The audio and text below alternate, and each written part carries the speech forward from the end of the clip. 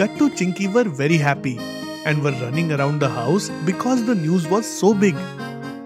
Dad had received a call. Grandmother was coming to their house from the village. Dad, please tell us when Grandma is going to come. Her train didn't even leave the station and you already started asking? Don't worry, I will reach the station before the train arrives, okay? But Gattu Chinki didn't stop. They were eagerly waiting for their grandmother. Grandma will sleep with me. No, she will sleep with me. No way. She's only my grandmother. Not at all. She's not just your alone grandmother. She's my grandmother too. Isn't it, Mom? Yes, she's your grandmother too. She's both of yours grandmother. See, she's my grandmother too. Yes, but she's more my grandmother than yours.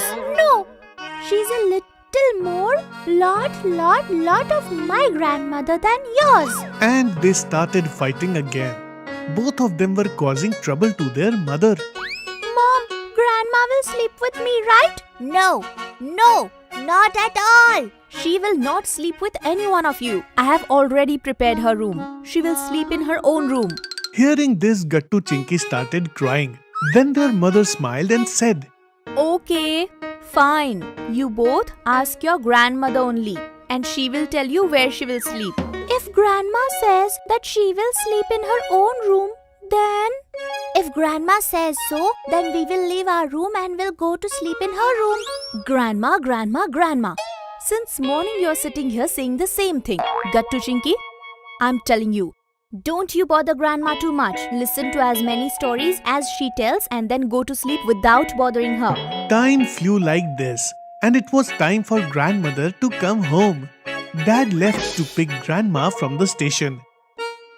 As soon as Dad left, Gattu Chinki stood at the door. You both have gone mad. Dad did not even reach the parking lot and you have set your camp at the door. Half an hour passed and Gattu Chinki started talking standing at the door. Why it's taking so long? God knows when she'll come. Then suddenly Dad came. Dad seemed very frustrated and angry. He came home alone and sat on the sofa. As soon as he sat down, Gattu Chinki started asking questions. Dad, where is Grandma?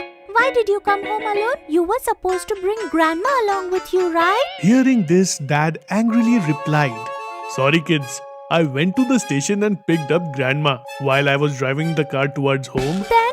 What happened then? We were about to reach when grandmother said, Gattu Chinki trouble me a lot. I will not come to your house. I will go to Nikhil's house. Hearing this, Gattu Chinki started crying loudly. Then what? I had to drop grandma to Nikhil uncle's house. Hearing this, Gattu Chinki felt really sad. And both of them started crying loudly.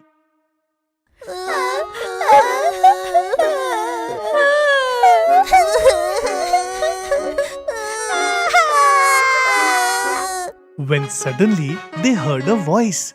Children. Weeping Gattu Chinki's ears heard a sweet voice.